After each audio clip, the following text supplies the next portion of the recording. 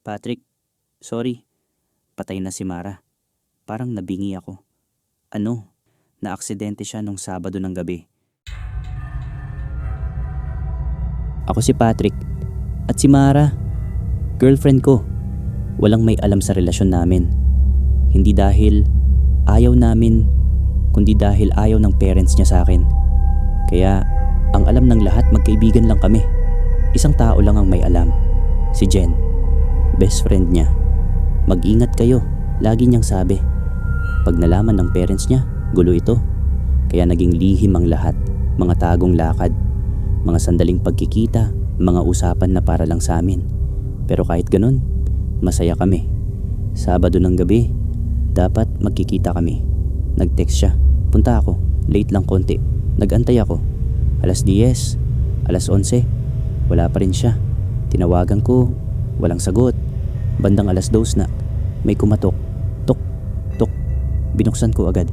Si Mara, nakatayo sa labas. Tahimik, nakatingin lang sa akin. Ano ka ba? Ang tagal mo, sabi ko. Pero napangiti pa rin ako. Sorry, sagot niya mahina. Na-late lang. Pinapasok ko siya. Napansin ko agad, medyo maputla siya. At nung hinawakan ko ang mga kamay niya, sobrang lamig. Okay ka lang ba? Tanong ko. Oo, sabi niya, pagod lang. Hindi ko na pinansin. Ang importante, nandyan siya, naupo kami, nagkwentuhan. Tulad ng dati, tahimik lang siya minsan. Parang may iniisip. Pero pag tinitingnan ko siya, ngumingiti naman. Miss kita, sabi niya bigla. Ngumiti ako. Miss din kita. Umalis siya ng madaling araw. Umuwi ka na agad ha, mag-iingat ka, sabi ko. Tumango lang siya. Kinabukasan, bumalik siya. Gabi ulit. Parang normal lang lahat. Ganon din kinabukasan. At sa sumunod pa. Gabi-gabi, magkasama kami. Magkausap at masaya. Pero may mga bagay akong napapansin. Hindi siya sumasagot sa umaga. Hindi ko siya matawagan sa araw. At tuwing tinatanong ko kung saan siya galing, "Diyan lang," sagot niya. Minsan napapaisip ako na para bang meron siyang tinatago sa akin. O baka may iba na. Parang gusto niyang magsalita. Pero pinipigilan niya hanggang sa ikalimang araw. Hapon yon. Galing ako sa trabaho. Napadaan ako sa street nila Mara. Napahinto ako. Maraming tao sa labas ng bahay nila. May tent, may upuan, may puting ilaw. Nanlamig ako. Anong meron? Lumapit ako at doon ko nakasalubong si Jen. Namumugto ang mata niya. Pagkakita niya sa akin, bigla siyang napahinto. Patrick, Jen, anong nangyayari? Sino ang nakaburol sa bahay nila Mara? Hindi siya agad nakasagot. Napaluha siya. Patrick, sorry. Kinabahan ako lalo. Bakit ka nagsusorry? Anong nangyayari? Huminga siya ng malalim. Hindi ko agad nasabi. Ang alin?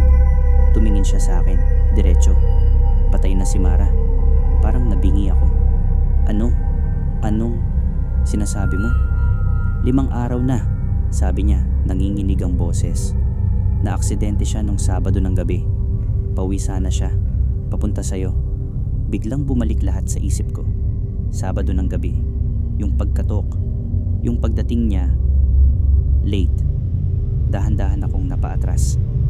Nagbibiro ka ba? Kasama ko siya gabi-gabi. Mas umiyak si Jen. Hindi na siya buhay, Patrick.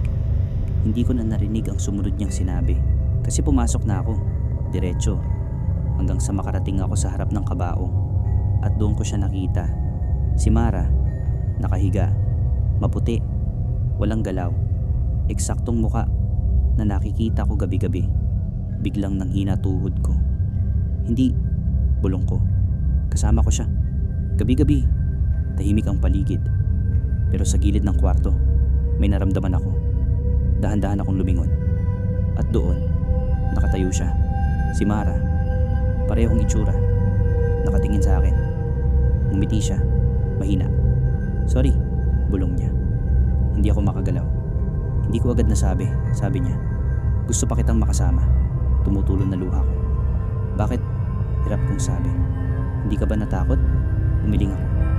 Hindi. Lumapit siya. Salamat. sabi niya. Gusto ko siyang hawakan, pero hindi ko alam kung paano. Hanggang dito na lang, sabi niya. Hindi pwede, sabi ko agad. Ngumiti siya, malungkot. Kailangan na. Unti-unti siyang umatras. Bawat hakbang, mas nagiging malabo. Paalam, Patrick. At sa isang iglap, nawala siya, tuluyan. Ako na lang ang natira sa harap ng kabaong niya. At doon ko lang tuluyang naintindihan yung 5 gabing magkasama kami. Hindi na siya buhay noon. Pero bumalik siya. Gabi-gabi, para lang makita ako. Para makasama ako. At para magpaalam sa paraan na alam niya.